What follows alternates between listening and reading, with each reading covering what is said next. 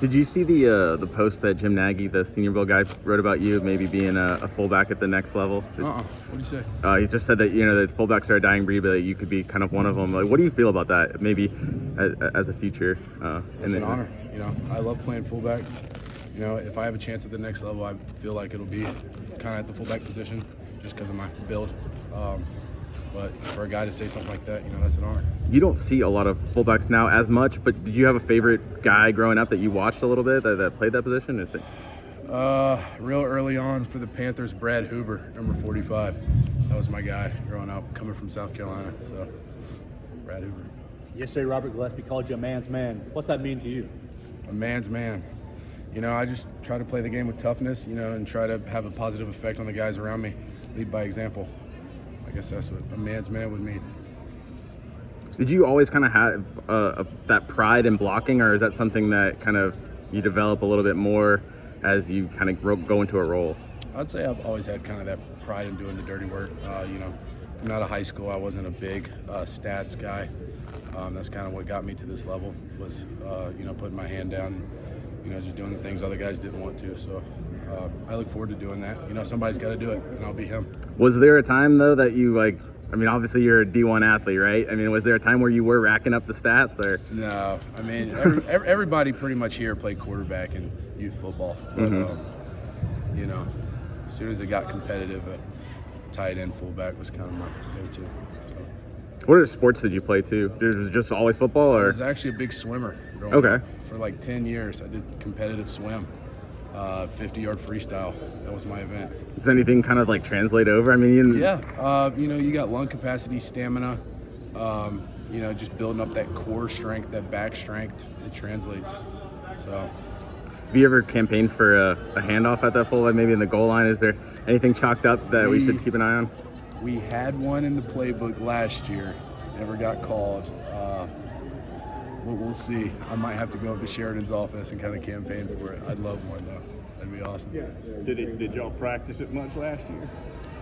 No, just a couple of times in practice, just in case. It wasn't that big of an event. Sorry. How good has it been for this team to have this bye week, this second bye week at this time, and kind of what practice has been like today and yesterday? It's been huge. At this point in the season, everybody's kind of dealing with something. That's the nature of the sport. But just as a rest standpoint, kind of healing up and kind of refocusing on this last little leg of the season. I think we had a really productive practice today. Got some pads popping, got a little bit of LSU work in. I think we're on the right track, so looking forward to this next week. When you're pulling and coming around for a block and you see that guy, you have him, your target line lined up, what's the mindset heading into that?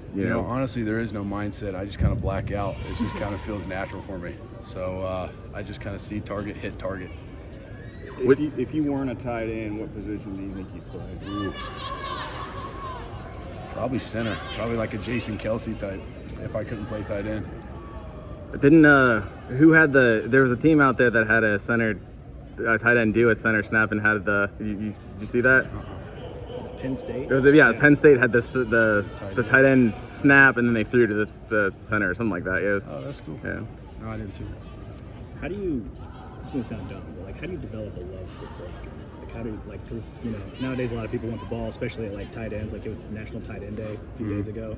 How do you develop a love for, I want to hit this dude rather than score points and, steal the show? Just going back to what I said earlier, somebody's got to be that guy on any successful football team. You got to have a group of guys really that want to do the dirty work. And I think it's the beautiful part of playing the sport that I play is, you can legally hit somebody as hard as you can.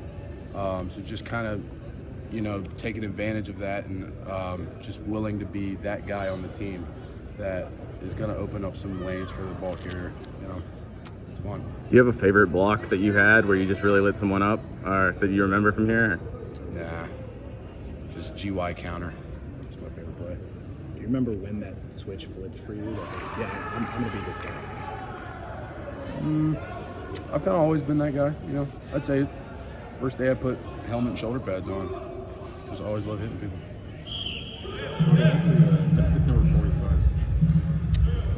I was actually 45. So like I said, my favorite fullback growing up, Brad Hoover, he was number 45. And I was number 45 going into high school. but they didn't have number 45, so I was 81 for a little bit there. And then as soon as I could get my hands back on it, I grabbed it. Did they recruit you as an H-back fullback? Yeah. Okay, so you were never just going to be only a tight end, like Yeah, I was always H-back Okay, fullback. Yeah. sweet. Didn't in high school? Didn't you run some kind of like a triple option or something, or some kind of like run base heavy? No. Okay, my bad. I did get a couple snaps at running back, but no, we were kind of more of a spread Okay, type of offense. gotcha. All right.